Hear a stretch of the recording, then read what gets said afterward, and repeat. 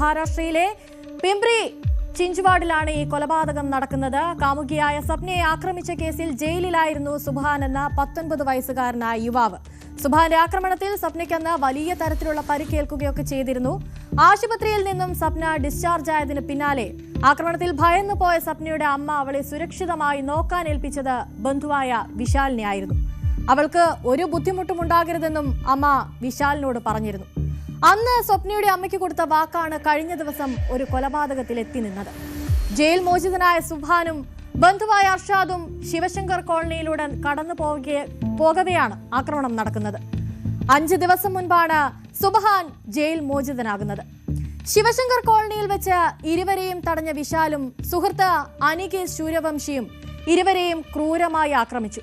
പിന്നാലെ 19-കാരനായ സുബാനെ കുത്തി കൊലപ്പെടുത്തുകയും ചെയ്തു.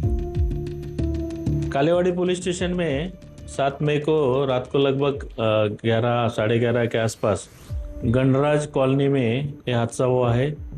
सुबान शेख नाम के लड़के को चाकू और काठिया से 2 लोगों ने मार खिलाया था। उसके बाद उसको जरगांव हॉस्पिटल में जमा करते समय ही डॉक्टर ने डेथ हुआ करके डिक्लेयर किया है।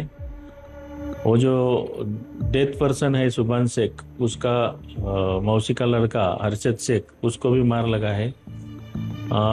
आरोपी विशाल सूर्यवंशी और अनिकेत सूर्यवंशी दोनों को ही कालेवाड़ी पुलिस स्टेशन के सीनियर पीआई बैरट, उनका डीबी का टीम एपीआई गुरु और स्टाफ, उन्होंने तुरंत ही वो आरोपी को लगभग 12 आवर्स के अंदर अरेस्ट किया है।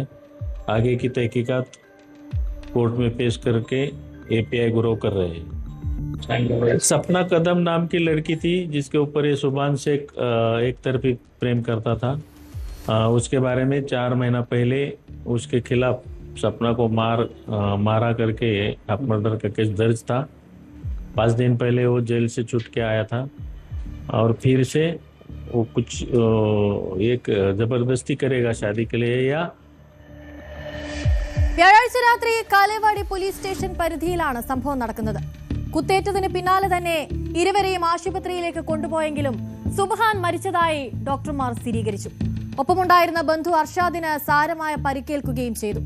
പ്രതികളായ വിശാലിനെയും അനികേതിനെയും സംഭവസ്ഥലത്ത് വെച്ച് തന്നെ പോലീസ് അറസ്റ്റ് ചെയ്യുകയും ചെയ്തു. സംഭവവുമായി ബന്ധപ്പെട്ട് കൂടുതൽ അന്വേഷണങ്ങൾ ഇപ്പോൾ നടന്നുവരികയാണ്.